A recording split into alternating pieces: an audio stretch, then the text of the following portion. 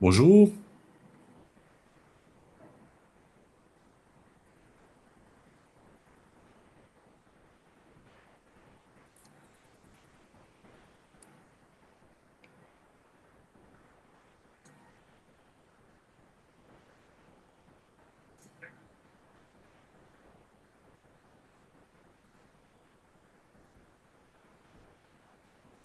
Pour tous. Je démarre.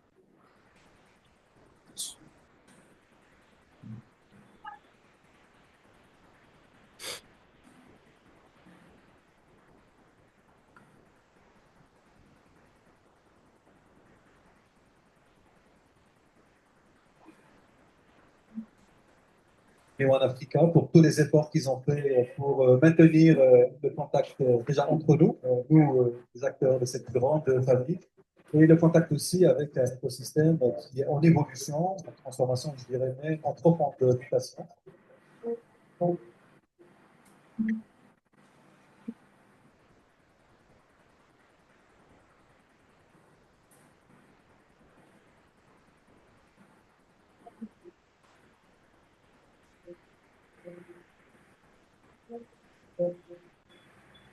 Et dans cette salle, nous avons une même ambition, celle d'une banque africaine plus forte, plus équitable et plus inclusive. To Africa because this is really where the real players are. This is where all the decision makers throughout Africa they come here to interact, to gain some ideas, and also to create business relationships. C'est une plateforme émulatrice qui permet en fait de réunir en fait tous les experts africains.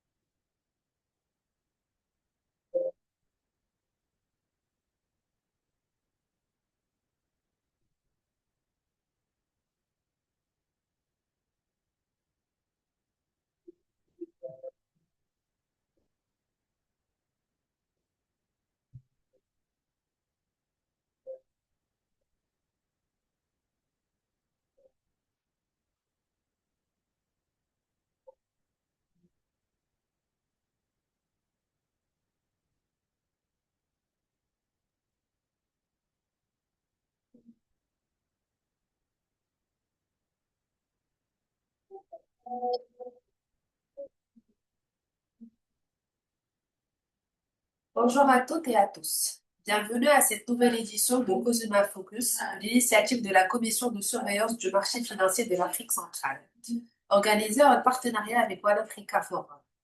Cette session sera consacrée à une thématique majeure pour le développement de notre région, au PCBM Action, démocratiser l'investissement en bourse. J'ai le plaisir de vous présenter nos éminents intervenants d'aujourd'hui. Monsieur Daniel Bundukolata, Madame Danielle Bundukolata, directrice de la gestion collective de Cosumaf, Monsieur Willy Delors-Ebo, directeur général de Financia Asset Management, Monsieur Karim Nanadoum, directeur du développement BBMAC, Monsieur Raphaël Toumsou, conseiller de la présidence de la République de Guinée équatoriale, et Dr Willy Zogo, CEO Droit Média Finance. Nous tenons également à adresser nos remerciements à notre audience connectée en direct pour son intérêt et sa participation active. Je vous invite à partager vos questions via l'onglet dédié questions-réponses.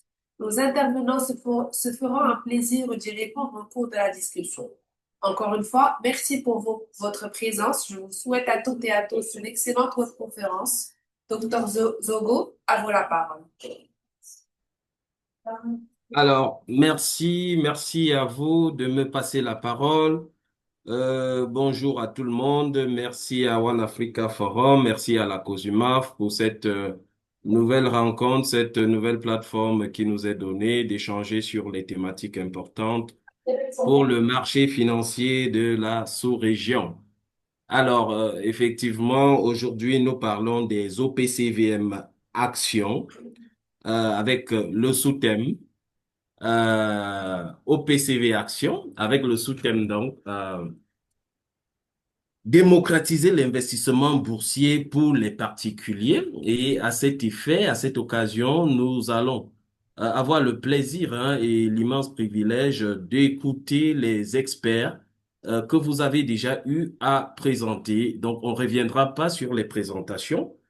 On va justement repartir peut-être dans le contexte du marché financier unifié actuel, effectivement, où l'on sait que la gestion collective, justement, aujourd'hui, est marquée par l'agrément de certains fonds d'investissement, des fonds d'investissement immobiliers, ou, en valeur mobilière, autant pour moi, qu'on appelle des OPCVM, et certains sont axés sur la dette et d'autres également sont axés sur les parts de capital, à savoir les actions. Donc, c'est bien cela qui est le point focal de nos échanges aujourd'hui. Il sera question dans ce débat, sous une triple détente, de parler de l'accessibilité des OPCVM actions, c'est-à-dire comment les rendre plus attractifs pour le grand public.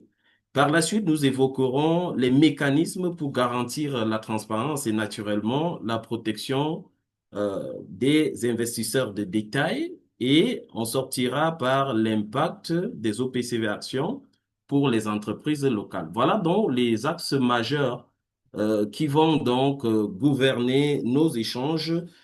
Et à ce titre, je veux rappeler que lorsqu'on consulte le bulletin officiel de la cote de la BVMAC aujourd'hui, c'est-à-dire que la dernière séance du 26, on peut constater que certaines sociétés de gestion sont effectivement à la tête dans des fonds communs d'actions, des fonds communs de placement en actions.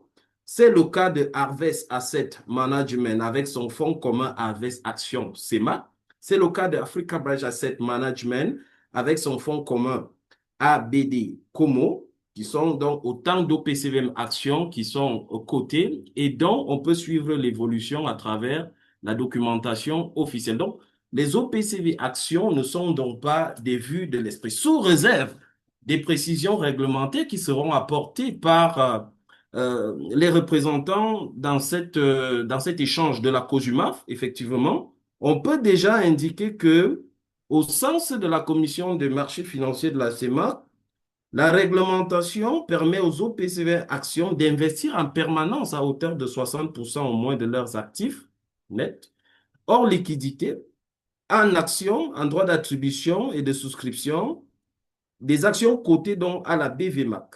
Également, l'actif d'un OPCVM action peut être constitué d'actions émises par un autre OPCVM. Voilà donc le contexte qui va gouverner nos échanges pour l'heure qui va suivre. Je vais donc repartir vers les experts qui sont mieux placés que moi pour exposer sur justement ce qu'ils en retournent.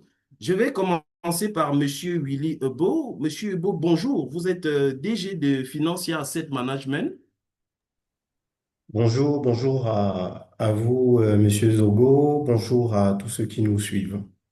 D'accord. Alors, selon l'angle justement qui a été annoncé sur l'accessibilité, quel est l'état des lieux de l'intérêt du marché pour les OPCV M actions, notamment ceux qui ont été évoqués à l'entame de l'échange aujourd'hui? Ok, très bien. Alors, ce qu'il faut dire d'entrée de jeu, c'est que les OPCVM actions aujourd'hui sur le marché constituent la catégorie d'OPCVM la plus lésée et ça peut se comprendre aisément. Les principaux investisseurs que nous avons sur le marché sont les investisseurs institutionnels que sont les banques et les compagnies d'assurance en l'occurrence. Ce qu'il faut savoir, c'est que ces investisseurs-là ont un profil de risque extrêmement prudent, c'est-à-dire qu'ils ne sont pas pour la plupart autorisés à investir en actions.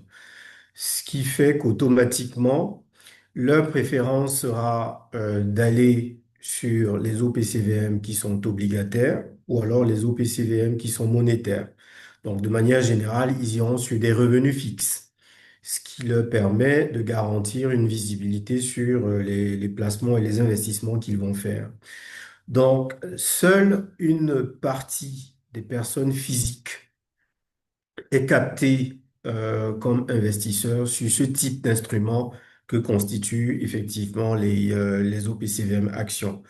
Donc, pour répondre plus simplement à votre question, c'est la configuration même des investisseurs, donc c'est la cartographie des investisseurs qui voudraient que les OPCVM actions soient lésées puisque c'est la partie qui représente le plus de risques et donc qui ne correspond pas nécessairement au profil des investisseurs qui sont les plus nombreux et donc qui constituent 80%, il faut le dire, donc des investisseurs dont ne sont pas intéressés par cette catégorie qui leur paraît risquée. Merci à vous, Monsieur Ebo.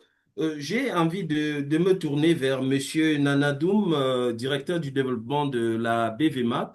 Effectivement, en préparant cet échange, on se rend compte que au niveau de la BVMAC, le bulletin officiel rend compte de ce qu'il y a un nombre inférieur, j'allais dire un nombre quasiment très minime des OPCVM actions. Alors, à votre niveau, qu'est-ce que vous pouvez nous dire du point de vue de l'attractivité des OPCVM actions par rapport aux autres OPCVM de dette, par exemple, comme M. Willy vient de l'indiquer?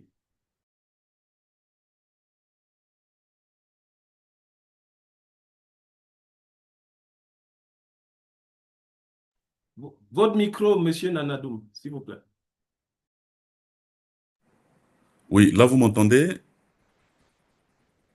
Ok, super. Donc, rebonjour, donc, docteur Willy, monsieur le conseiller à la présidence, monsieur le directeur général.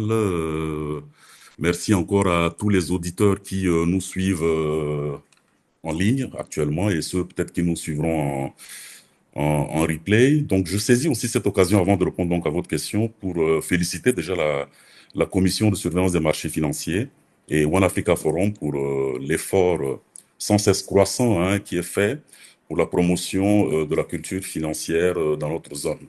Mais c'est aussi peut-être le lieu de remercier, les remercier aussi pour l'opportunité qui nous est offerte de pouvoir nous adresser quand même à des millions de Sémassiens, mais également des investisseurs de la diaspora. Je tenais à les remercier. Alors finalement, pour revenir un peu à la question de l'attractivité en réalité des OPCVM actions comparées aux autres pour le grand public, je vais commencer déjà par dire un mot très rapide sur la gestion, en réalité, de la gestion pour compte de tiers, qui n'est autre chose que la gestion de la liquidité qui appartient à ces investisseurs qui nous écoutent aujourd'hui.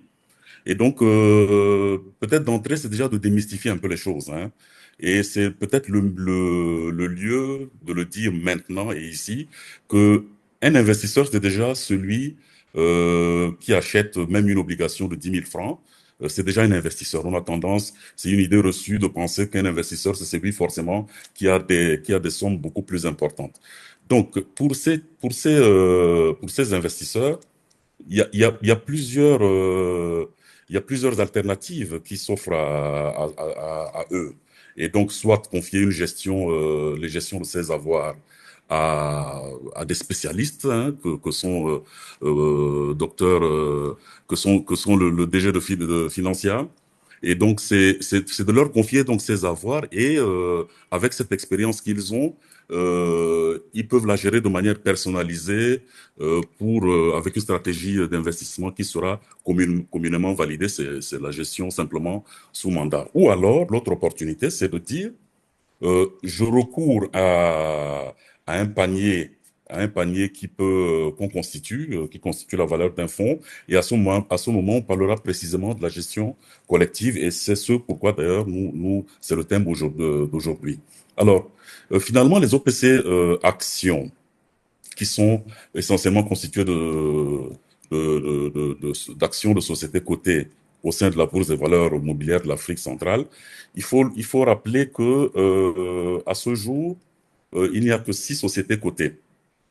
Hein, 6 sociétés cotées à ce jour, mais les perspectives sont plutôt, on va dire, assez intéressantes dans un pipeline très proche. Hein, l'actualité nous le démontre d'ailleurs. Alors, une fois que j'ai rappelé cela, je voudrais donc revenir sur les éléments qui rendent attractifs en réalité les OPCVM actions. Je dirais déjà que les OPCVM actions sont attractifs pour plusieurs raisons. Premièrement, réglementairement. Le régulateur, donc l'autorité de régulation, avant toute commercialisation quand même d'un OPC, et dans le souci surtout de protéger les investisseurs, le régulateur prend un certain nombre de dispositions, à savoir que les dirigeants soient effectivement agréés, qu'ils disposent de l'honorabilité nécessaire pour pouvoir gérer et mener à bien des activités de gestion, en l'occurrence la gestion pour compte de tiers. Le régulateur s'assure que les produits présentés par les producteurs d'OPC, en l'occurrence en ce qui nous concerne les OPC VM Actions, respectent un certain nombre de critères prudentiels tels que les ratios d'emprise, etc., ou bien la concentration sur un certain nombre de secteurs. Et donc, c'est autant de mesures que le régulateur prend. Il adjoint un commissaire aux comptes qui s'assure que les choses sont faites de manière plutôt correcte. Et en plus, comme l'a évoqué Willy, c'est que il y a un profilage en amont qui est fait pour s'assurer que le profil de risque correspond effectivement à ce qui est attendu par l'investisseur. Donc, maintenant, comment rendre ces OPCVM actions beaucoup plus attractifs pour le public finalement, puisque c'est ça en réalité la question. Le fait qu'ils soient en minorité comparé à d'autres types obligataires, c'est un fait. Mais maintenant, la grosse question derrière, c'est comment les rendre beaucoup plus attractifs. On peut évoquer certaines pistes de solutions qui sont, par exemple, de dire il faudra, par exemple, réduire les barrières à l'entrée financière en tendant à réduire au maximum les minimums de souscription à ces types de produits. Ça, c'est un volet. Un second volet sur lequel on peut réfléchir, c'est de dire, et ça, c'est obligé de passer par là, c'est la digitalisation des accès aux OPCVM, en l'occurrence ici Action. Le digital est aujourd'hui un levier très important qui touche le grand public et donc on peut aisément envisager d'intégrer ces OPCVM-là dans des applications mobiles ou alors du mobile money. Ça passera forcément par on va dire, une mise à jour des procédures de KYC, ça peut être de l'e-KYC, mais le tout étant de respecter les prédictions donc du régulateur. La troisième option, c'est de dire, la troisième piste donc de réflexion, c'est de dire, il faut peut-être élargir aussi le réseau de distribution à travers la création simplement de nouveaux canaux. Hein, on peut exploiter aujourd'hui les canaux bancaires et ceux aussi de microfinance en rendant des souscriptions désolé, en rendant les souscriptions en actions beaucoup plus accessibles au niveau des agences, des agences de ces établissements. On peut encourager des partenariats avec des opérateurs télécoms pour que, in fine, les souscripteurs puissent avoir accès à des souscriptions assez faciles, des opérations de souscription rachat d'ailleurs, assez faciles à travers leur et le dernier axe, c'est de continuer à intensifier l'éducation financière de masse, avec des programmes de vulgarisation vraiment de masse au niveau de toute la région. Et je vais finir par là. Pour rendre finalement les OPCVM actions accessibles dans toute la zone CEMAC, il faut que demain, euh, un enseignant qui est à Malabo, un commerçant qui est à Alors, Douala, est-ce ou... que allô? Je ne sais pas si vous m'entendez. Et je termine par là. Donc, puissent investir dans un fonds, il faut que ces personnes-là puissent investir dans des fonds à travers la nouvelle technologie qui est aujourd'hui le smartphone, le téléphone simplement. Cela suppose donc des tickets bas, il faut réduire les tickets d'entrée, continuer à travailler sur l'éducation financière et renforcer la confiance pour ces investisseurs. Merci.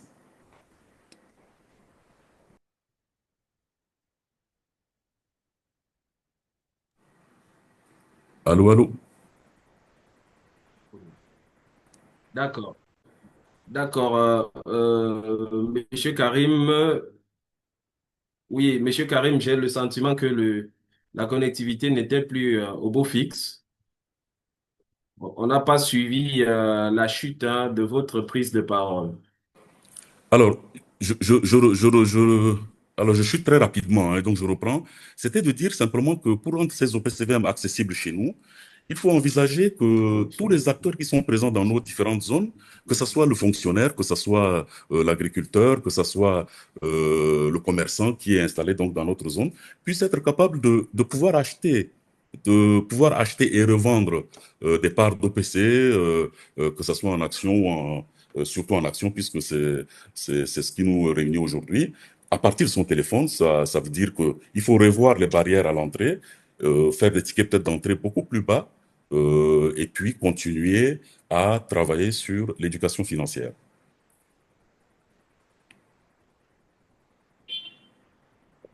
Mais je peux encore reprendre pour une dernière fois, hein. Bon, je pense que si tout le monde est OK, on peut avancer. On reviendra à vous, Monsieur Nanadoum Karim.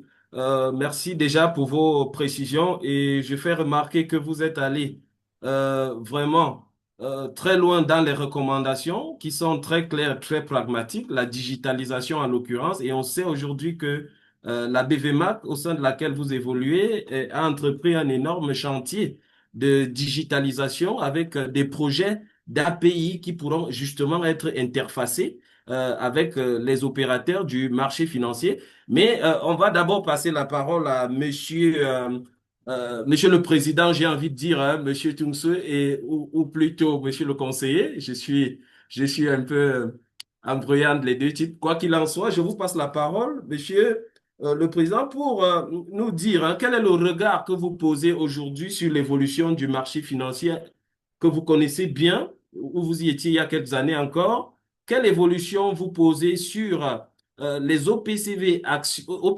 actions d'il y a, c'est-à-dire le contexte d'il y a 10 ans au contexte d'aujourd'hui? On a quand même indiqué que certains OPCVM actions ont déjà été agréés. Vous suivez forcément l'évolution de ces actifs-là. Quel est le regard que vous posez sur cette évolution par rapport à la démocratisation, par rapport à l'accès au grand public à un tel instrument?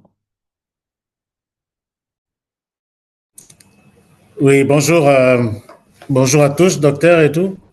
Jogo, Willy. Euh, D'abord, je voudrais donner une toute petite précision. Je ne suis plus conseiller auprès de du président de la République. Maintenant, je suis membre du Conseil économique et social en charge du secteur économique. Cela dit, je suis de manière très proche les questions liées à l'évolution de notre bourse de valeur. Je suis systématiquement invité. Il est évident, comme me l'a signalé Madame Bundukulata tout à l'heure, qu'il est évident que certaines technicités peuvent échapper à ma connaissance. Mais ce que je retiens des deux intervenants et que des choses que l'on peut renforcer, n'est-ce pas? C'est d'abord que le compartiment, du moins le compartiment action, les OPCVM, compartiment action sont lésés, le mot est fort, et que pour l'instant, la dynamique est du côté des OPCVM monétaires.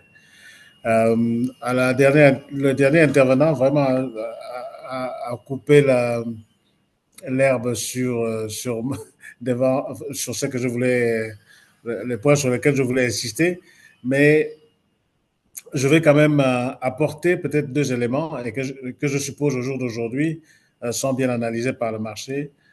C'est la question que je pourrais appeler associée en fait au moment où on fait la communication sur les PCVM, il faut les associer à un objectif concret parce que le grand public n'est pas au courant et parfois ne sait pas comment s'adresser. En fait, derrière cet investissement, il y a une rentabilité, n'est-ce pas?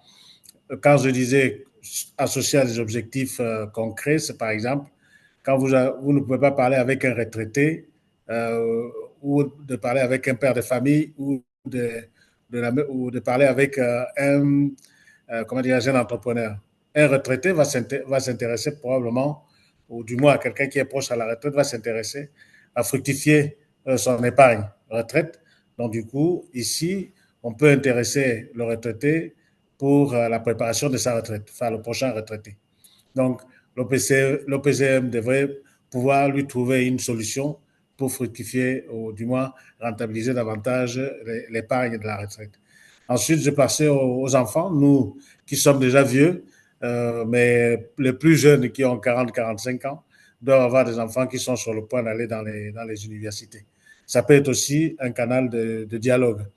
J'allais dire, pour ceux qui sont des entrepreneurs, comme l'a souligné le dernier intervenant, aujourd'hui, on sait il est difficile aujourd'hui de trouver des crédits auprès des banques pour financer des investissements longs.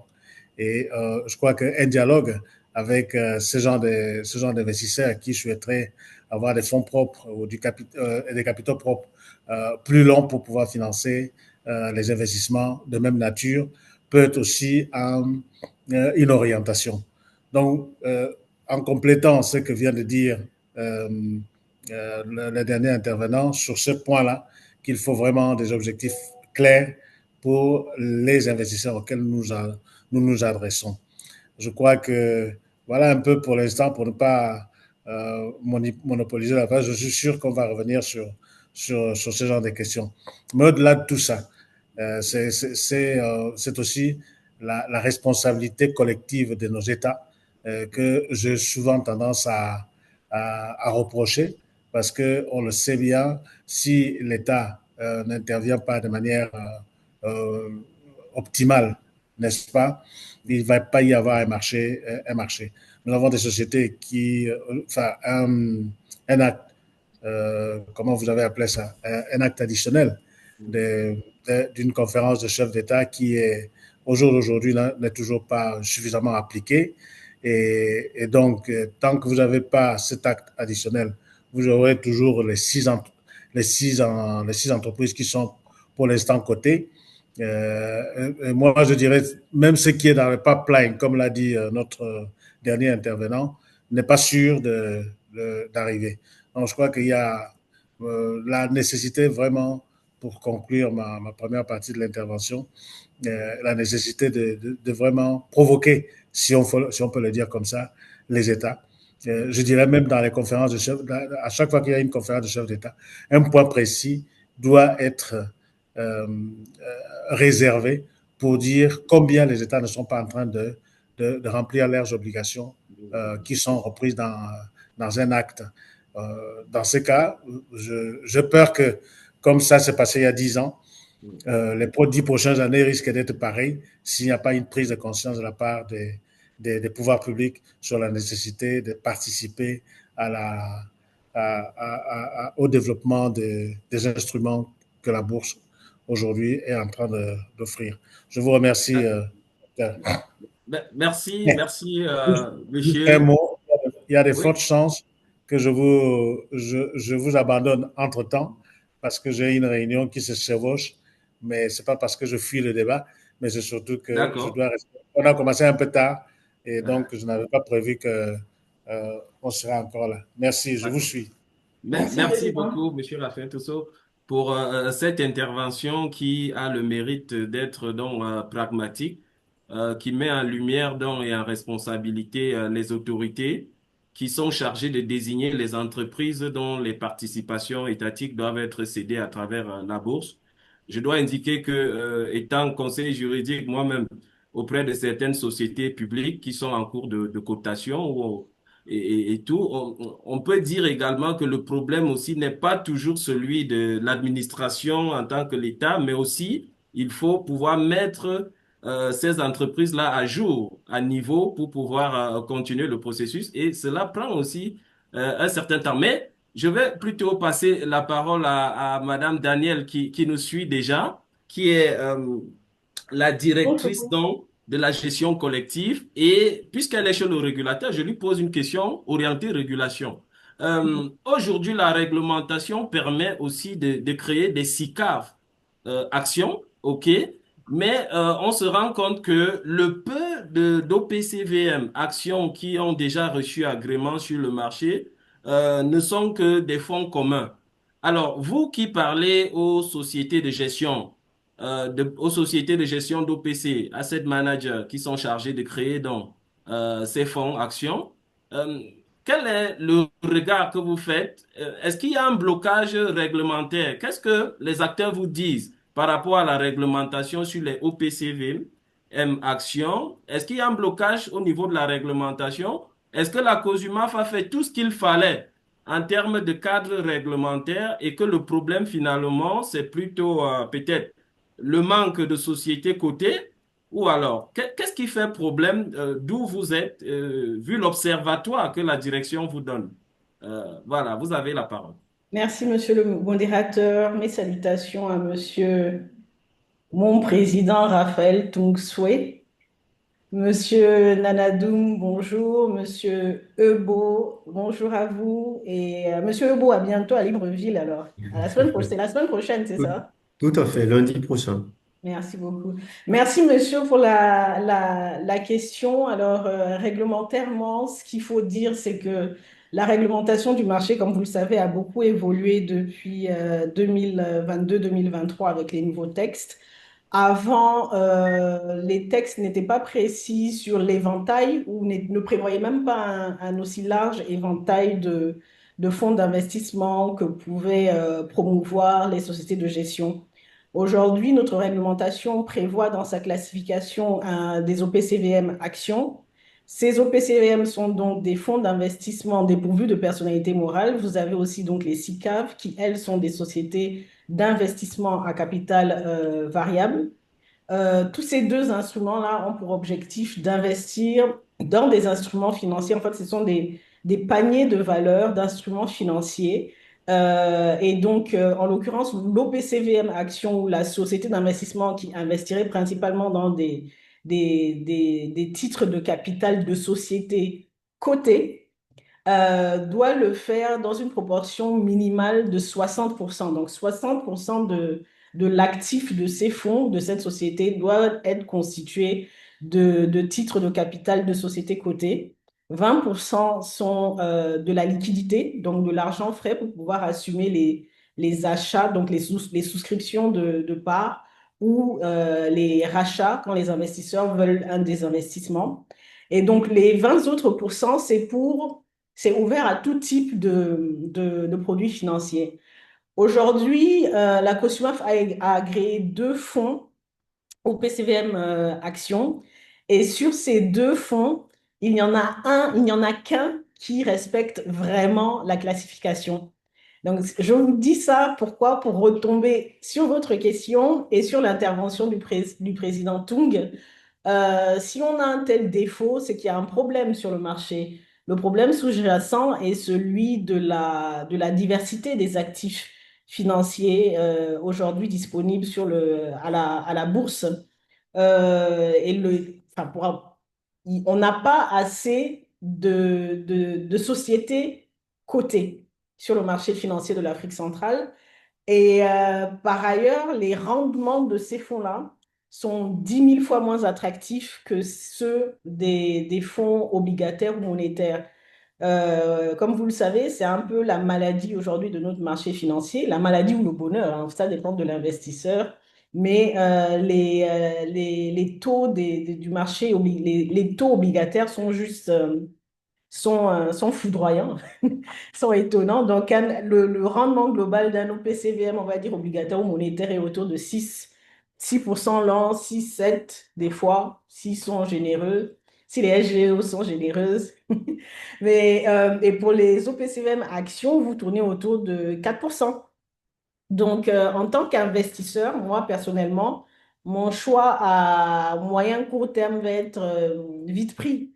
Donc, il faut qu'on s'attelle à développer, à faire coter des titres pour des titres donc de capital sur le marché. Il faut que la réglementation, le règlement qui prévoit la cotation des sociétés publiques, il faut qu'il soit mis en application le plus rapidement possible. Et il faut surtout que les sociétés de bourse jouent leur rôle de listing sponsor, c'est-à-dire d'accompagnateurs et de structures qui viendraient se faire coter sur le marché. Ça, c'est un travail de toute la place financière. Ça va du régulateur aux sociétés de bourse, à nos autorités. C'est une prise de conscience générale. On ne pourra rien offrir au public tant qu'il n'y a pas de matière. Merci. Si, merci beaucoup, Daniel, pour cette précision.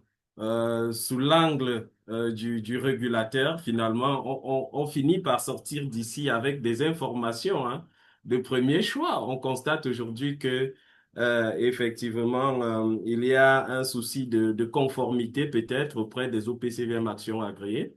Mais j'ai fait un petit exercice de comparaison, par exemple, avec la réglementation de l'UEMOA sur l'instruction 66 de l'AMF là-bas, qui place par exemple le curseur au lieu de 60% des actifs qui doivent être investis en actions, le législateur de l'autre côté place à 70% les actifs nets par exemple et évoque et encadre également les aspects des OPCVM actions qui investissent dans d'autres, dans des fonds de fonds qui investissent dans d'autres OPCVM actions, alors que la COSUMAF parle de 100%, à nous et moi, on est à 90%. Il y a donc, La COSMAF, la COSMAF permet également, hein, si vous justement investissez, la COSUMAF, si d'accord. vous investissez dans un Allez-y, allez-y, madame. Si vous investissez, si un fonds d'investissement investit dans un autre fonds qui est majoritairement investi en actions, la COSMAF considère que ce fonds d'investissement-là est bien un fonds action, hein. Ce que l'UMOA le permet, on le permet aussi, c'est-à-dire les investissements Exactement. des fonds. Exactement. L'idée, ce n'est pas de dire que vous ne faites pas mieux. Au contraire, la réglementation indique clairement qu'il y a plus de flexibilité de notre côté. Donc, Mhm. nécessairement, la faute ne revient pas à la règle de droit.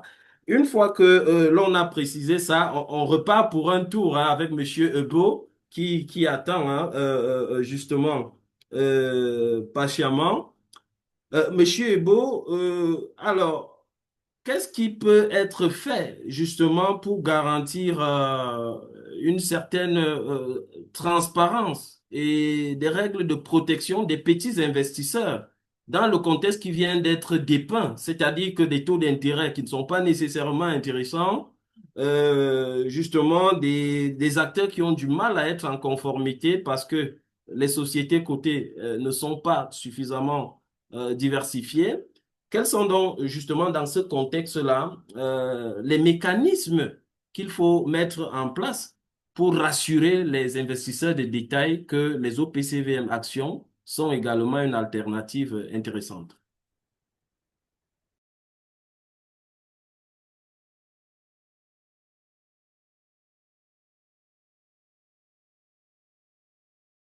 Votre micro, monsieur Willy, votre micro, s'il vous plaît. Ah, désolé. Voilà, j'étais disant qu'un certain nombre d'initiatives ont été déjà mises sur pied et il convient bien entendu de les approfondir. Premièrement, je pense qu'il faille que pour protéger les investisseurs, qu'on puisse non seulement clarifier les informations, mais surtout les standardiser. Euh, au niveau des prospectus, des rapports périodiques, il faut simplifier ces documents. Vous savez, les notes d'information sont parfois un peu laborieux à lire et il est important de produire des petites fiches qui soient standardisées avec des informations, on va dire, simples, sur une ou deux pages, avec l'objectif du fonds, le niveau de risque, les frais applicables et l'historique de performance. Donc, des petites fiches comme ça peut circuler un peu plus facilement et donc aider à clarifier l'information et à le standardiser. La transparence digitale. Parce que les investisseurs doivent pouvoir, on le disait tout à l'heure, la digitalisation est extrêmement importante pour permettre à ces investisseurs, ceux qui sont loin, ceux qui n'ont pas nécessairement accès aux différents intermédiaires du marché, partout où ils se trouvent à travers leur téléphone, d'avoir accès. Donc, il y a cette transparence digitale qu'il faudrait euh, ils doivent pouvoir consulter en temps réel leur valeur liquidative, la composition du portefeuille, ainsi de suite, ainsi que les frais qui leur ont été prélevés. Donc, il faut qu'il y ait presque obligatoirement un site Internet ou une application mobile qui permettent cette transparence digitale. Bien, au-delà de ça, il y a ce que j'appellerais une forme de communication pédagogique. Les sociétés de gestion doivent pouvoir publier des petites capsules vidéo à l'attention et de leurs prospects, mais surtout des porteurs de parts, avec des petites infographies pour expliquer rapidement les évolutions du fonds et les principales questions et réponses, enfin les questions qui reviennent le plus. Donc, c'est cet effort de communication pédagogique. Alors, si on quitte la partie information, on peut s'intéresser à la partie de la réglementation encore. On a eu effectivement la contribution de Madame la directrice. Le cadre réglementaire et le rôle donc, des autorités, c'est de renforcer la surveillance. La COSUMAF se doit de disposer effectivement d'outils modernes pour pouvoir superviser donc la conformité des placements par rapport à la politique d'investissement qui a été annoncée, le respect des ratios réglementaires et bien entendu la sincérité des informations qui sont publiées aux porteurs. Et là, il y a un travail remarquable qui est déjà fait par la COSUMAF à travers ces différentes inspections. Et il y a la protection contre les abus. Alors, il faut des règles strictes pour encadrer les conflits d'intérêts. Euh, Notamment les sociétés de gestion, on doit veiller à ce que la communication dans les instruments des sociétés affiliées soit contrôlée.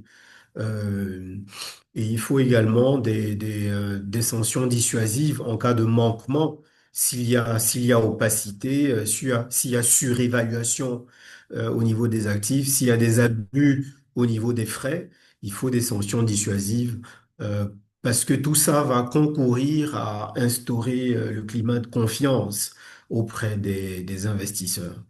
Et il y a un rôle qu'il faut bien relever au niveau du dépositaire, parce que c'est extrêmement important.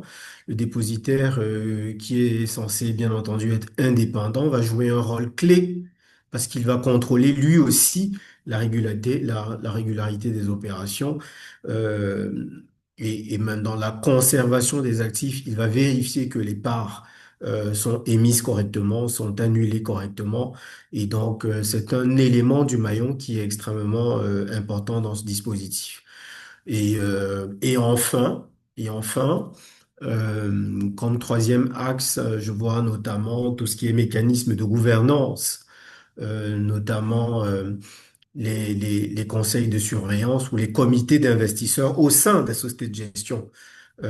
C'est des organes qui vont permettre de donner une voix aux porteurs de parts et en particulier les petits investisseurs sur des questions stratégiques telles que les changements de politique d'investissement ou les fusions, les opérations sur les fonds. Voilà, donc on a également le commissariat aux comptes et les reporting. Tout ça, ça fait partie des mécanismes de gouvernance à travers des audits réguliers, avec des rendus publics. Ils vont s'assurer que la valeur liquidative reflète fidèlement la réalité. Donc voilà un peu les pistes que je vois là, enfin d'esprit, pour renforcer la transparence et accroître la crédibilité de ce que nous proposons, notamment sur les OPCVM Actions. D'accord, d'accord. Merci encore, Monsieur Ebo. Comme à chaque fois, vos interventions nous édifient encore plus. Je me retourne à présent vers la structure centrale du marché, la BVMAP. On l'a entendu, Monsieur Karim, tout le monde doit être mis à contribution. La responsabilité de tout le monde est ici engagée pour développer les OPCVM actions. Mais maintenant, on se rend compte que la BVMA a fait d'énormes pas en termes de transparence, comme l'indiquait M. Willy, pour l'accès à l'information, notamment à travers le classement des OPCVM, y compris OPCVM Action, dans le bulletin officiel de la COP, que l'on peut consulter facilement et de manière transparente. Donc, c'est déjà un énorme pas, justement, en avant. Mais j'ai envie de vous demander, vous qui êtes en charge du développement, qu'est-ce que la BVMA prépare d'autre pour pouvoir asseoir finalement ce marché des OPCVM, y compris actions, pour pouvoir les rendre encore plus transparents, ce marché-là, le rendre plus transparent et que les petits investisseurs de détail se sentent encore plus protégés. J'indique au passage que le règlement général le nouveau règlement de la BVMA, par exemple, prévoit un compartiment carrément pour ce type de produit. Est-ce que vous pouvez nous dire davantage ce qui est fait dans le sens de la transparence, de la mise en confiance de l'investisseur de détail sur la gestion collective? Votre micro aussi, Monsieur Karim. Oui, tout à fait. Alors, merci pour cette question et je partage en plusieurs points euh, les, les, les points qui ont été soulevés par le directeur général de Financia. Je les partage entièrement. Ce qu'il faut peut-être préciser encore et à force de le marteler, je crois qu'on va y arriver, c'est que tous les acteurs présents dans ce marché ont pour obligation, c'est-à-dire tous les acteurs présents ont pour obligation de garantir l'intégrité, de protéger l'intégrité, de garantir l'intégrité du marché pour les investisseurs. Et donc ça pour un marché comme le nôtre, c'est très très important. Inspirer confiance, rendre le marché beaucoup plus intègre et ça permettra en même temps d'agir et sur l'offre et sur la demande. Alors, comme le DG l'a souligné tout à l'heure, c'est que il y a une action à faire, continuer à faire d'ailleurs, sur les informations à donner au public. Ça veut dire continuer à donner des informations de plus en plus claires, de plus en plus standardisées, hein, de plus en plus standardisées et de manière régulière. Ça, c'est très important pour l'information à donner à donner à l'investisseur. C'est de lui dire aussi à un moment donné que, de manière très simple, voici les frais qui peuvent entrer en jeu lorsque on opte pour tel type d'OPC chez tel acteur, etc., etc., pour qu'il puisse mieux appréhender le risque en fonction de sa disponibilité à supporter des pertes sur un marché. En gros, en ce qui concerne l'information, il ne faudrait pas que l'épargnant puisse forcément avoir un diplôme en finance pour pouvoir comprendre les éléments les plus basiques pour l'aider à prendre donc sa décision. Il doit être aussi à même de comprendre ce que c'est qu'une VL, une valeur liquidative, qu'il soit capable de l'avoir en temps convenu, en temps convenu et de manière assez rapide. Effectivement, nous avons fait un très grand effort au niveau de la Bourse des valeurs mobilières de l'Afrique centrale, donc de la BVMAC, dans ce sens-là où on communique beaucoup plus et tout ça, naturellement, entre dans le renforcement de la confiance que le marché peut offrir à l'investisseur. Alors, aujourd'hui, c'est vrai, un défi majeur, c'est d'agrandir et d'élargir la base des émetteurs. Et c'est un travail continu, hein. La direction générale de la BVMAC, toute la BVMAC est entièrement consciente de cet enjeu majeur qui est l'accroissement de la base des émetteurs, mais également quelque part aussi des investisseurs. C'est pour ça, aujourd'hui, c'est vrai, il n'y a que 6 sociétés cotées qui sont susceptibles d'alimenter donc les fonds actions. Mais l'excellente nouvelle, je voudrais dire, c'est que l'avenir est plutôt prometteur, hein. Euh, dans un premier temps, avec l'arrivée annoncée d'un major à la côte dans les prochains mois, et si l'on s'en tient aux dernières communications officielles, ça devrait être assez rapide. D'autre part, il y a également d'autres grandes structures qui ont déjà, et d'ailleurs vous l'avez confirmé pour avoir été un peu en contact avec eux, c'est que qui ont déjà enclenché tout ce processus-là d'introduction en bourse. De fait, ça ne fera que alimenter l'offre disponible de sociétés cotées et donc renforcer les OPCV M actions. Alors, Oui, oui, monsieur Karim, je veux vous relancer hein, au sujet de le compartiment dédié aux OPCV au niveau de la BVMAC, effectivement. Est-ce qu'on a une visibilité sur cet aspect qui pourrait aussi, me semble-t-il, être un point hein, de transparence, d'accessibilité? Oh. et vous faites très bien d'ailleurs de le dire. Effectivement, le nouveau règlement général de la BVMAC prévoit justement un compartiment dédié pour lequel qui puisse permettre donc de négocier ces types d'instruments. Et donc, c'est pour dire simplement que le socle réglementaire, il est là. Maintenant, c'est de pouvoir l'alimenter en amont avec, euh, avec des sociétés à côté. Et je crois que, comme je l'ai dit tout à l'heure, c'est que il y a des choses qui sont en train d'être faites. Il y a des structures qui devraient arriver dans pas très longtemps sur le marché. Et tout ça va créer en réalité de l'émulsion. Et on devrait voir apparaître beaucoup plus de fonds actions qui seront à disponibilité, pardon, des investisseurs de manière beaucoup plus large. De manière beaucoup plus large, effectivement. On espère qu'il y aura peut-être des incitations pour les asset managers qui veulent partir sur ce compartiment. On ne sait pas ce Mhm. que la BVMAC va pouvoir préparer pour rendre cela attractif et accessible aux petits investisseurs. Je vais retourner peut-être vers le régulateur Daniel, si vous êtes d'accord. Monsieur Ebo, le directeur Ebo a évoqué un aspect très important pour la protection des investisseurs en OPCVM Action, à savoir la SupTech, c'est-à-dire la supervision à partir des outils innovants.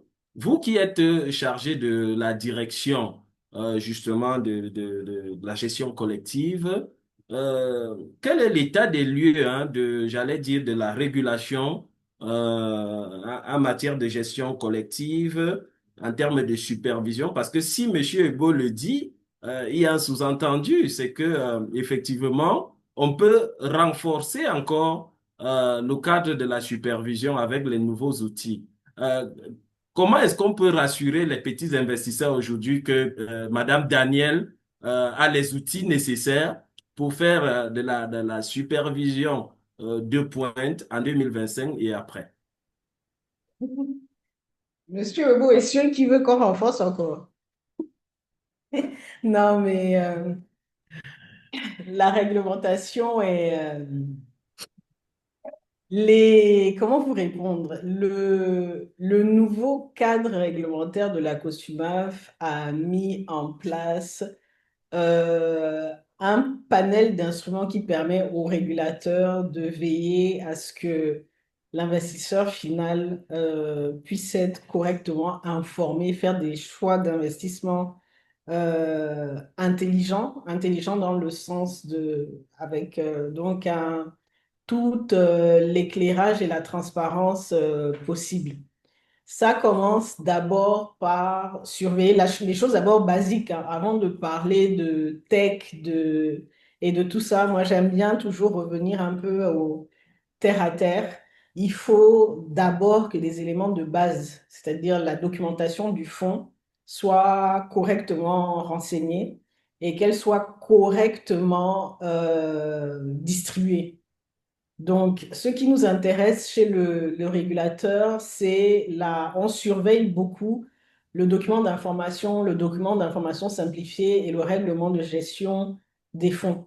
La COSUMA a un service donc, de la gestion collective qui analyse l'évolution des informations que les sociétés de gestion véhiculent dans le public pour s'assurer que rien ne sorte du cadre de l'agrément qu'ils avaient eu au départ. Après, bien sûr, la COSUMAF a des outils en interne pour suivre, mais c'est surtout pour suivre en fait l'évolution des investissements des sociétés de bourse.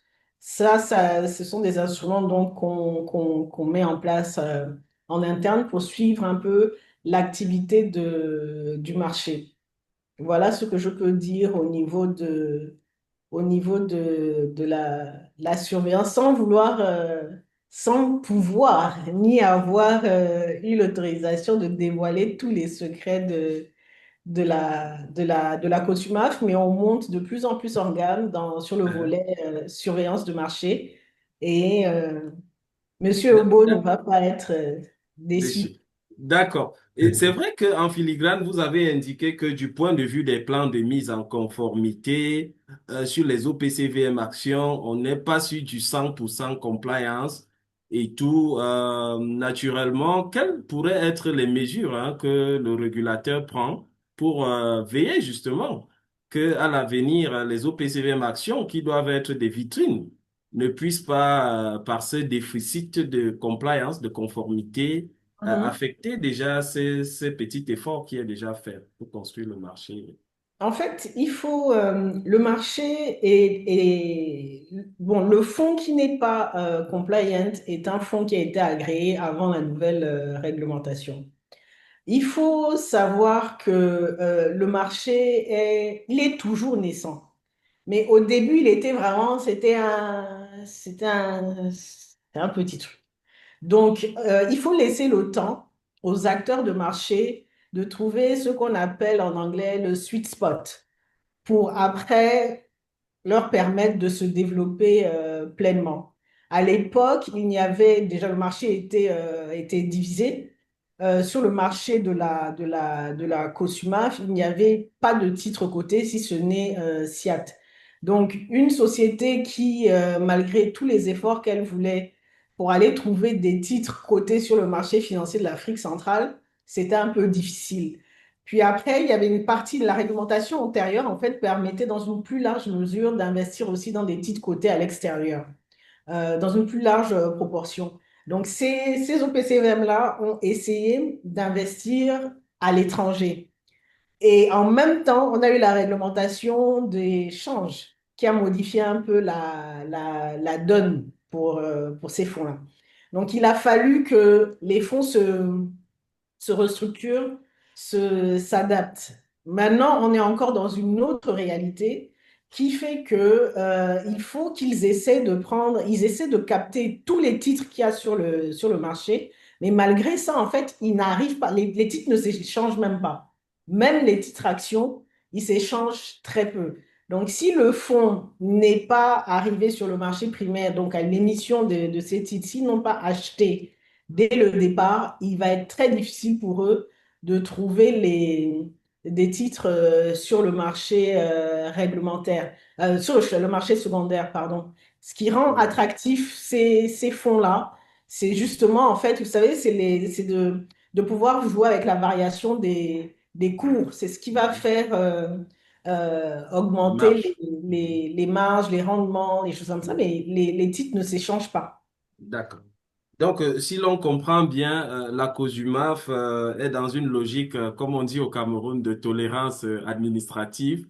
Euh, D'accompagnement. La oui, oui, tolérance commence à, c'est terminé quasiment. On voilà. accompagne nos acteurs.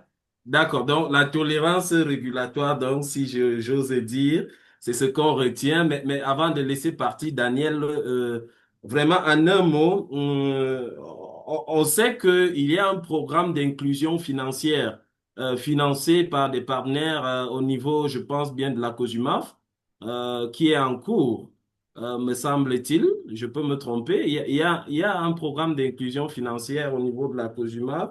Je veux savoir si justement les aspects aussi d'OPCVM sont naturellement pris en compte dans ce cadre-là, par exemple. Et une dernière question, euh, comment est-ce que les entreprises locales peuvent finalement être impliquées, hein, du point de vue du régulateur, bien sûr, pour mettre à profit la capacité de mobilisation des OPCVM Actions? Qu'est-ce que la COSMA peut faire, justement, du point de vue de l'inclusion financière d'une part, mais du point de vue aussi des entreprises locales qui peuvent bénéficier du savoir-faire des OPCVM Actions? Qu'est-ce qui peut être fait à votre niveau?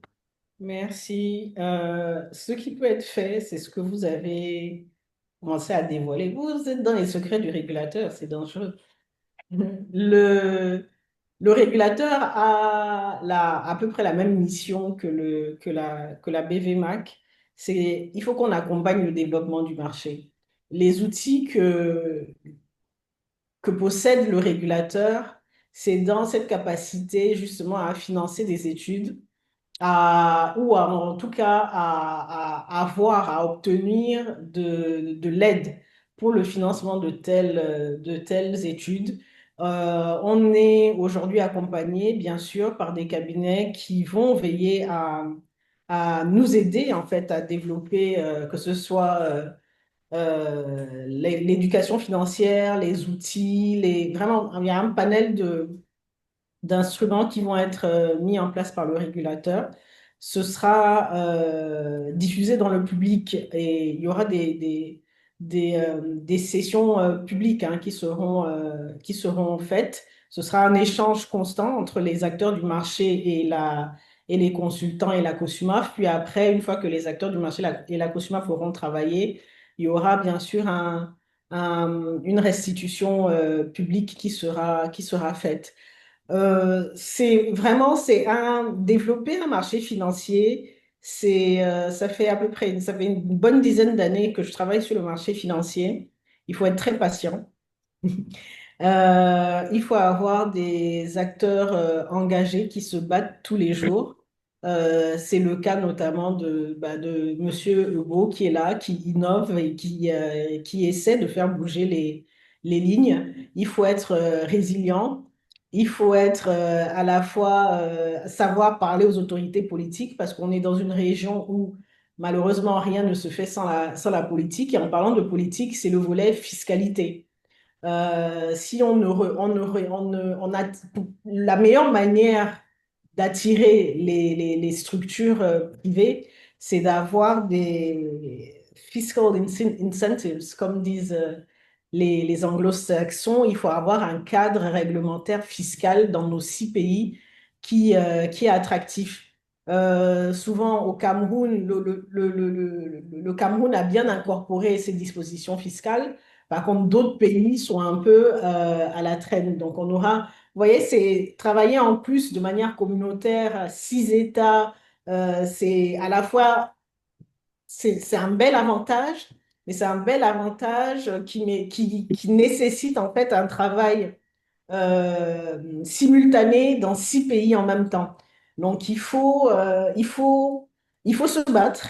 Il faut avoir une stratégie. Je pense que la COSUMAF a cette stratégie-là qui a été présentée même déjà publiquement. Et ce que le président de la COSUMAF fait maintenant, c'est juste on fait dérouler le plan stratégique de la COSUMAF et tout ça est inclus dedans. Il faut beaucoup de patience. Ok, la patience, qui est donc le maître mot à retenir hein, de cette avant-dernière prise de parole de Madame Daniel, puisque tout à l'heure, on refera un dernier tour pour le mot de fin. Ok, une conclusion, peut-être une recommandation. Mais avant d'arriver à cette fin de tour, je vais repartir vers Monsieur Ebo, justement. Monsieur Beau, vous êtes un asset manager confirmé, vous êtes sur le terrain. Alors, j'ai deux questions avant de définir. C'est d'abord, pourquoi aujourd'hui en zone CEMAC, on n'a que des fonds communs de placement action et personne ne semble vouloir s'aventurer vers des SICAV actions? Ça, c'est la première détente de la question. Et la deuxième, finalement, c'est comment vendre aux entreprises locales? Parce que lorsqu'on regarde les deux fonds communs de actions qui sont agréés, l'un est au Gabon et l'autre est au Cameroun. On a envie de dire comme d'habitude. Mais comment vendre finalement le mécanisme d'intermédiation OPCVM Action aux entreprises locales, au Gabon, au Cameroun, mais aussi ailleurs, au Tchad, en Guinée, par exemple, le président Tou. C'est-à-dire, voilà les deux questions par lesquelles je vous invite à sortir, monsieur le directeur Ebo. Ok, merci infiniment pour votre question, Dr Zogo. Alors, SICAV contre Fonds commun de placement, je pense que euh, c'est pas seulement la catégorie action. De manière générale, les sociétés de gestion ont tendance à éviter la forme SICAV parce qu'elle est naturellement beaucoup plus contraignante, ok? Puisqu'elle consiste à créer une autre entreprise. Et cette entreprise est une société anonyme avec toutes les contraintes qui vont avec.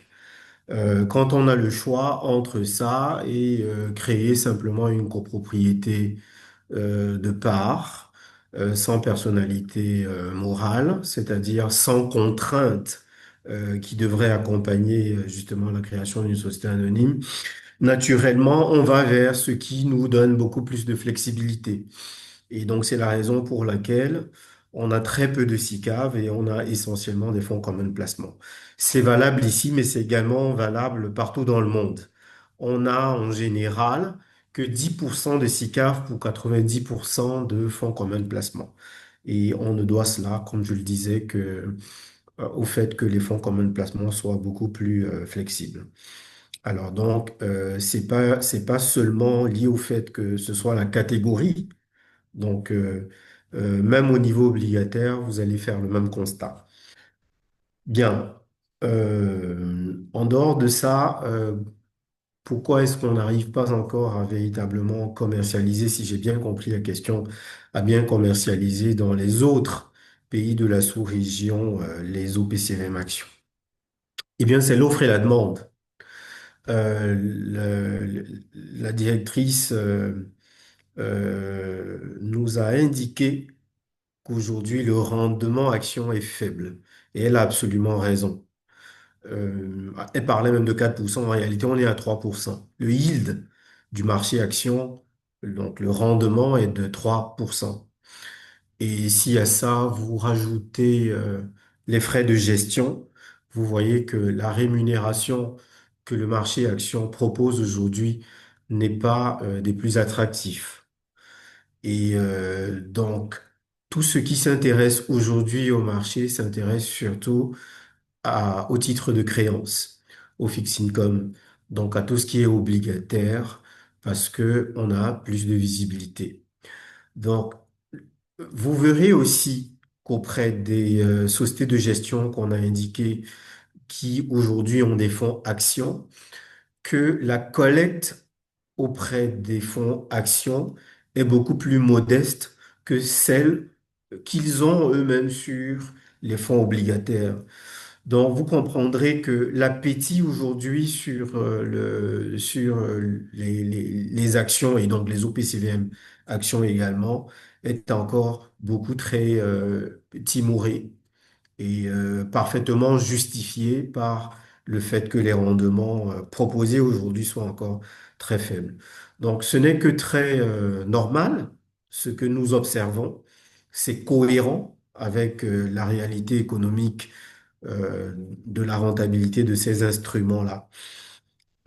Si nous avons la chance dans les années à venir d'avoir effectivement, comme Monsieur Nanado nous l'annonçait, toutes ces entreprises qui soient des grands comptes en termes de corporate qui viennent sur le marché, qu'on ait des banques, des groupes bancaires qui viennent, qu'on ait des telcos qui arrivent, qui sont des entreprises ayant effectivement des rentabilités bien connues, elles pourraient effectivement bien booster le compartiment action et donc par euh,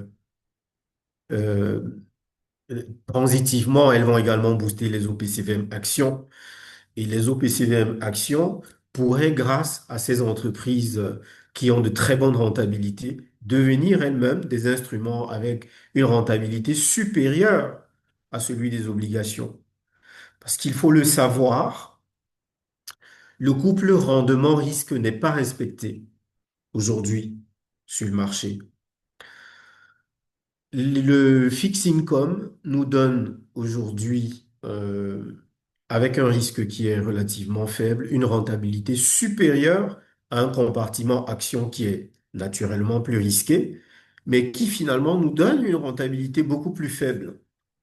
Donc, vous voyez, c'est un paradoxe lié à notre marché, lié aussi à quoi? Mais lié aussi à l'inflation que nous avons sur le compartiment action. Si vous voulez aujourd'hui des actions, on vous propose le choix entre 6 actions. Ça n'aurait pas été la même chose si vous aviez le choix parmi 50 actions, parmi une quarantaine d'actions, puisque vous feriez une étude pour aller vers les actions qui sont les plus rentables. Mais quand vous avez peu de choix, comme c'est le cas aujourd'hui, ça crée donc cette inflation, comme j'appelais, parce que on est obligé aujourd'hui, par besoin de diversification, de prendre les mêmes actions.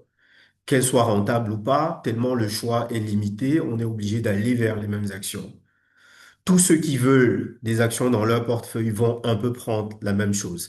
Ça crée une inflation et ça doit être corrigé. Et ça ne pourra être fait que quand on aura plus de choix et on pourra ainsi restaurer le couple rendement-risque avec un compartiment plus risqué qui est celui des actions qui sera nécessairement un peu plus rentable que le compartiment obligataire aujourd'hui. Merci. Merci beaucoup, Monsieur Ebo. Vous ne partez pas, s'il vous plaît, vous nous direz un mot de fin tout à l'heure, après que Monsieur Karim Nana Doum ait pris la parole pour répondre à cette dernière question, finalement. On l'a bien suivi. Ce qui est important pour faire décoller le marché des fonds actions, c'est qu'il y ait une base émetteur-action consistante, constante et intéressante, fluide, même si cela entraînera un certain risque, mais c'est bien logique. Alors, qu'est-ce que la BVMAC, vous qui êtes chargé du développement, qu'est-ce que la BVMAC fait pour que les entreprises locales, finalement, puissent venir au marché et donc de manière incidente, qu'on puisse avoir des fonds actions, qu'on puisse avoir des sociétés cotées, etc. Qu'est-ce que vous faites au quotidien, je veux dire matin, midi, soir, au Cameroun, partout, pour que ce compartiment-là aussi s'active? Et je rappelle, hein, sans vouloir être trop bavard, que il y a aujourd'hui la possibilité, il y a toujours eu la possibilité pour les PME également de solliciter le marché boursier. Il y a un compartiment des grandes entreprises, etc. Mais il y a également un compartiment au PCV Action. Comment vous faites-vous pour développer le marché et répondre donc à cette problématique? Ok, merci docteur, merci pour cette question. Effectivement, on touche du doigt l'essence même de notre marché, ça veut dire comment en réalité accroître cette base d'investisseurs au quotidien. Ça passe toujours par de la vulgarisation, par de l'approche. On approche les potentiels émetteurs en leur disant ceci. C'est que réglementairement, nous avons tout mis en œuvre pour pouvoir accueillir ces différents acteurs-là. Ces différents acteurs disposent désormais de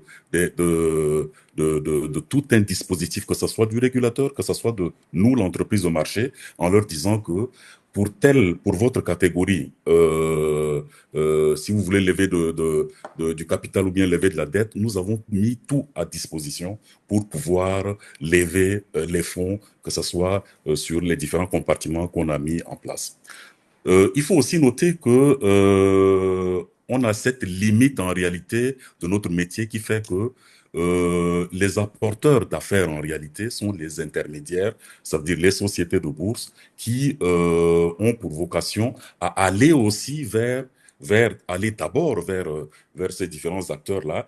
Et nous, derrière, nous apportons, quand c'est demandé et quand c'est nécessaire, nous apportons l'appui pour cet accompagnement, pour crédibiliser le message que ces intermédiaires peuvent donner. Donc, très régulièrement, on peut accompagner des actions entre guillemets commerciales, c'est-à-dire aller vulgariser le, le, le, le message boursier auprès du public, vulgariser les techniques boursières et aider justement pour en fait aider et rassurer surtout ces potentiels ces potentiels émetteurs-là à faire confiance finalement à notre marché.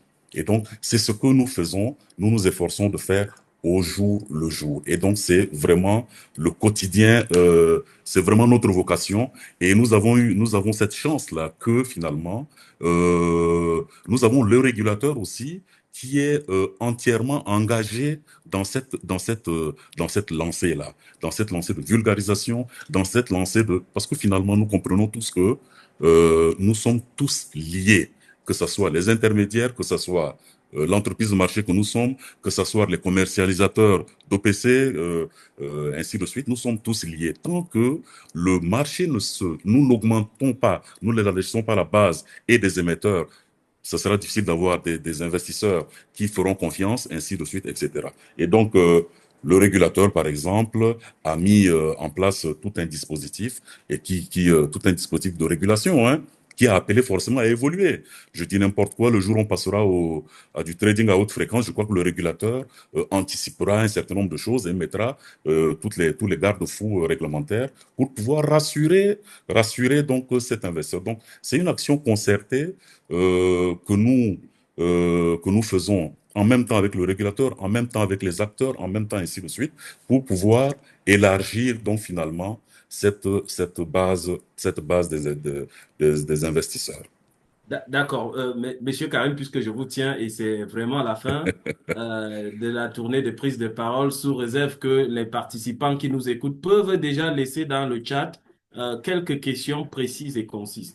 Quel serait votre mot de fin sur le thème OPCV Action, comment démocratiser l'investissement boursier pour les petits épargnants? Alors, merci beaucoup, hein, merci encore une fois et merci pour la qualité des échanges hein, qu'on a eu aujourd'hui et qui peuvent toujours se poursuivre. Et d'ailleurs, je crois que et le régulateur et nous-mêmes organisons de ces échanges dans le cadre de la semaine des investisseurs, la semaine des émetteurs. Tout ça, c'est autant de choses qui contribuent à ça.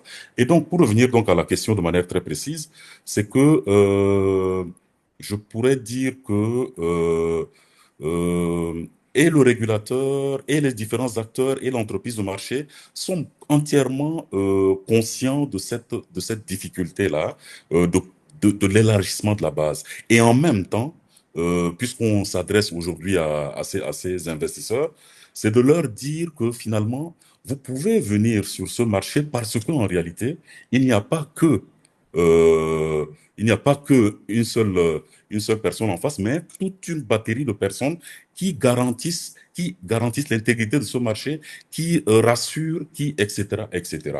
Et donc, l'image vraiment qu'on veut véhiculer aujourd'hui, c'est de dire, ce marché, il comporte des risques, comme tous les marchés d'ailleurs, mais la particularité de ce marché, c'est que il y a des autorités, il y a des acteurs de marché qui ont pour principale mission de garantir que tout se passe correctement et que en réalité on peut drainer tous ces avoirs.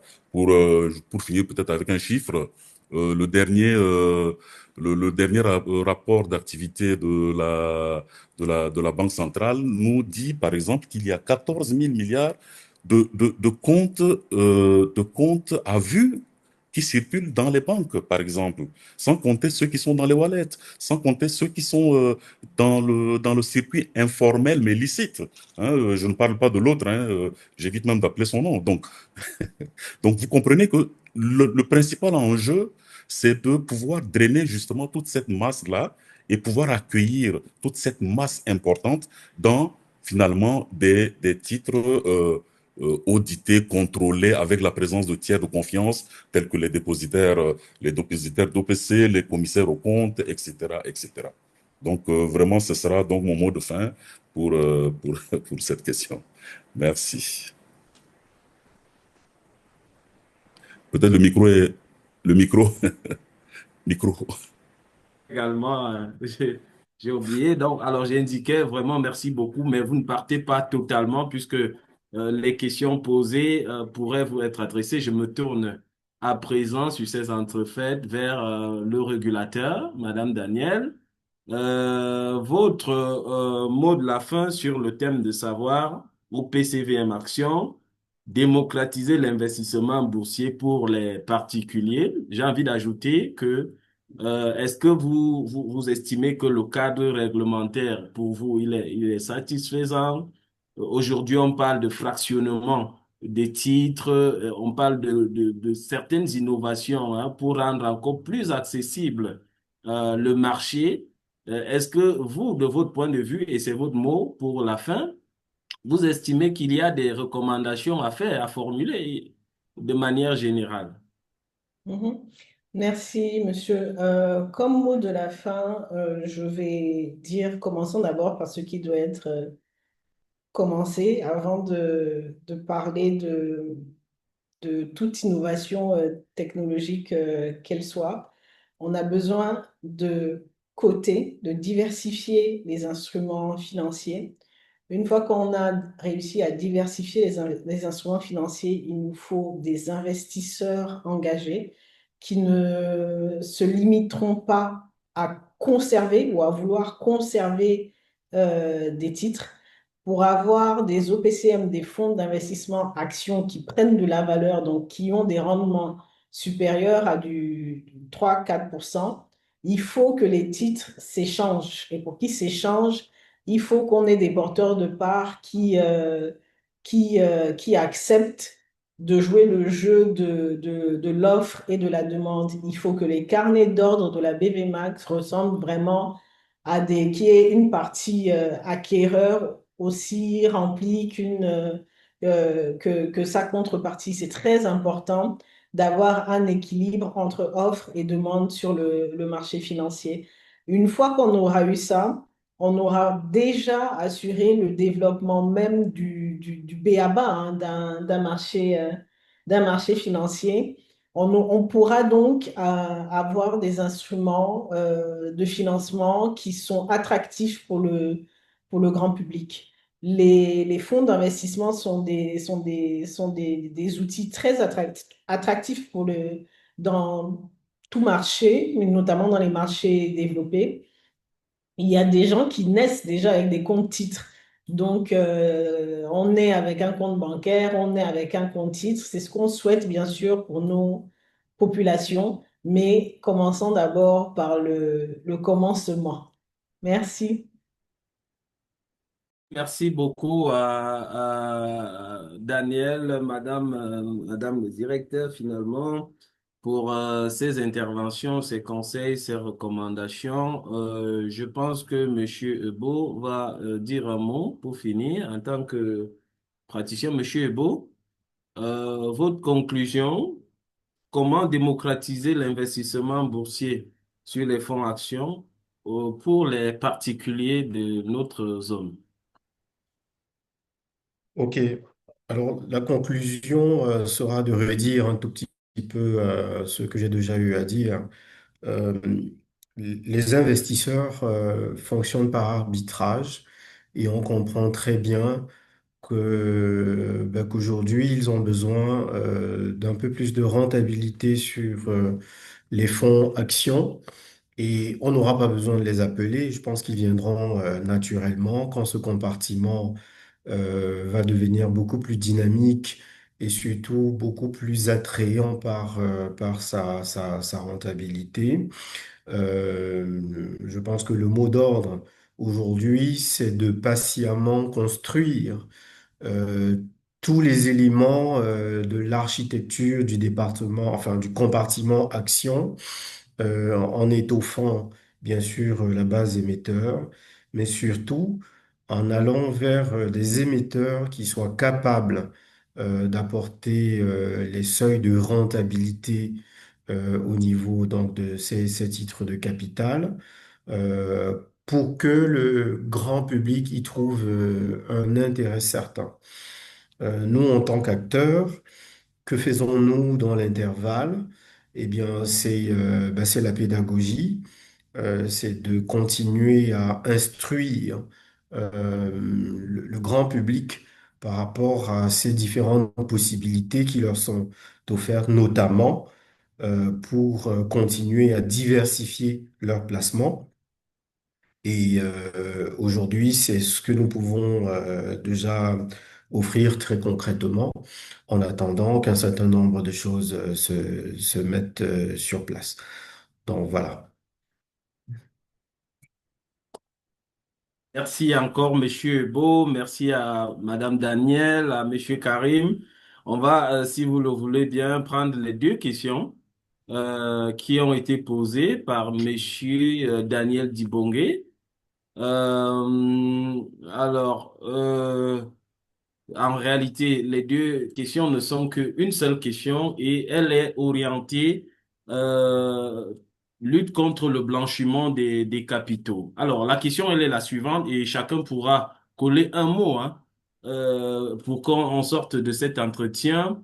Comment démocratiser l'investissement sans ouvrir la porte à des flux illicites? En d'autres mots, comment concilier l'attractivité du marché financier par la simplicité, la rapidité, mais et des exigences strictes AML, lutte contre le financement du terrorisme, c'est-à-dire les contrôles et la surveillance. C'est-à-dire, si on peut paraphraser la question et l'adresser à chacun de vous, pour la fin, j'allais dire pour la vraie fin, c'est de savoir, après tout ce qu'on a dit, comment concilier tout ce qui a été dit avec les exigences de plus en plus fortes hein, de lutte contre le blanchiment des capitaux. On a vu que la COSUMAF a émis des lignes directrices en matière de diligence AML.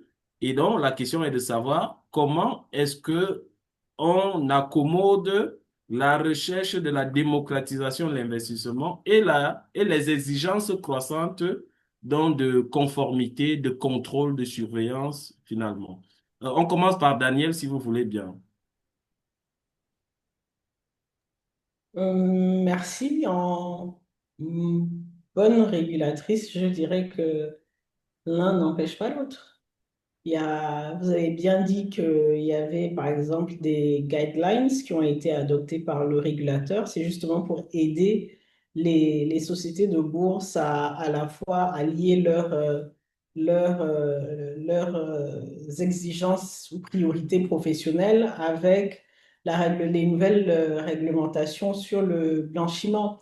On est, en fait, la réglementation sur le blanchiment d'argent, malheureusement, on ne pourra pas y échapper, tout simplement parce que nous faisons partie d'un ordre mondial. Il faut dire les choses comme elles sont.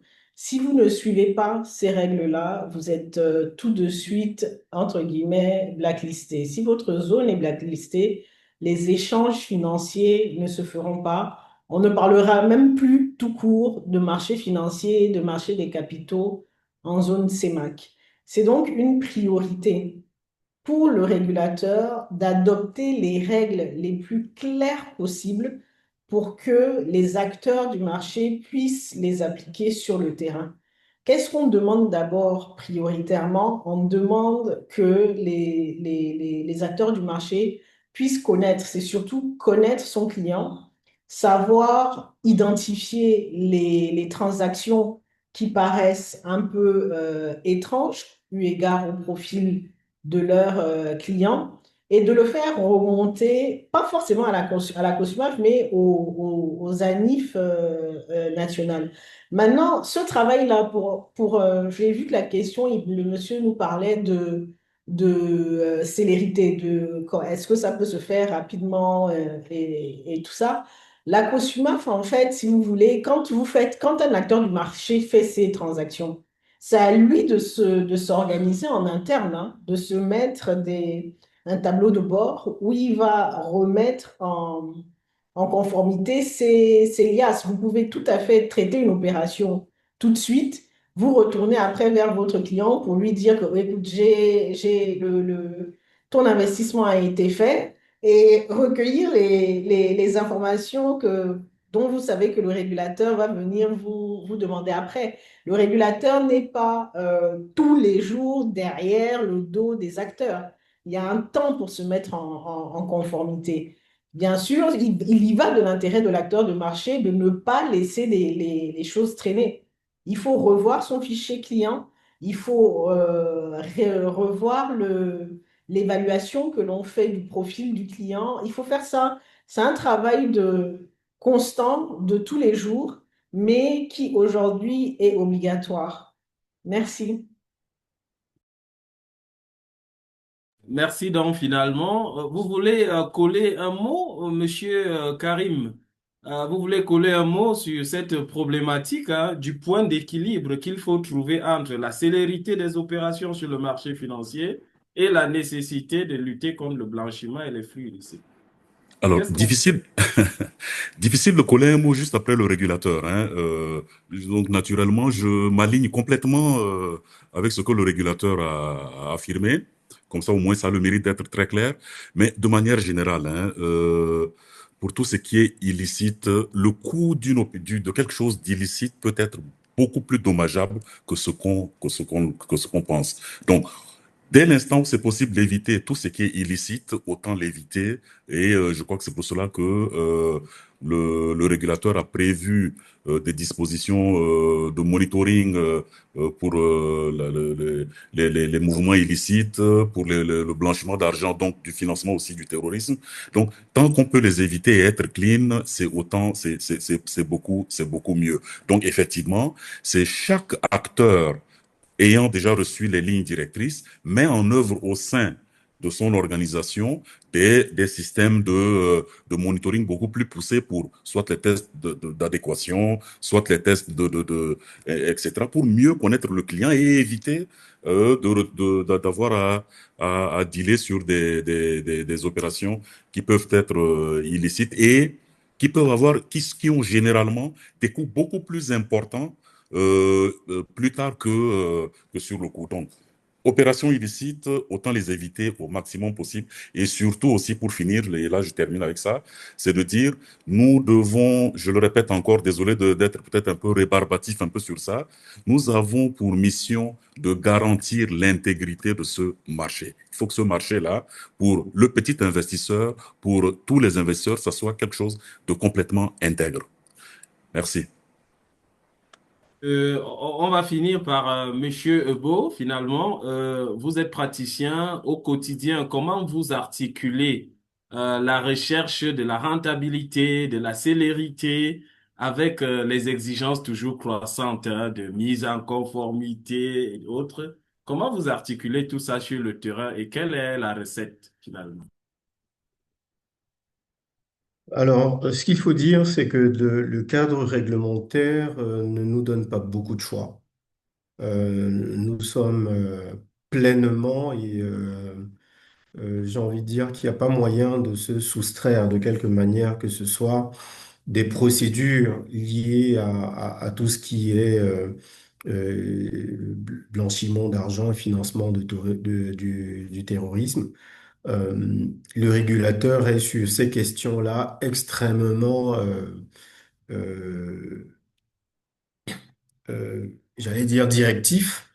Ouais, carré. Euh, Ok. Maintenant, ce qu'il y a de positif, c'est de noter que ce n'est pas à chaque opération. C'est simplement au moment où nous nous mettons en relation avec le client. Donc, qu'il faut faire toutes ces diligences et les faire de la manière la plus approfondie possible. Maintenant, une fois qu'on est en relation déjà avec le client, ce n'est pas à chaque opération qu'il faudra le faire. Donc, ça va certainement être laborieux au départ, mais ça permet d'établir une base saine pour pouvoir travailler avec la clientèle par la suite. Voilà. Alors, merci beaucoup, Monsieur Ebo, pour vos analyses. Merci, Madame Danielle, hein, pour vos précisions. Merci à Monsieur Karim Nana pour justement les outils d'appoint qui ont été donnés du point de vue de la structure centrale du marché. Merci à tous. Madame Clara, je pense que je peux vous retourner justement l'antenne, si on ose dire, pour la fin vraiment de cette cérémonie. Merci à tous. Merci, au revoir. Ouais, Merci. Merci. merci. Ah, il y avait le... Bon.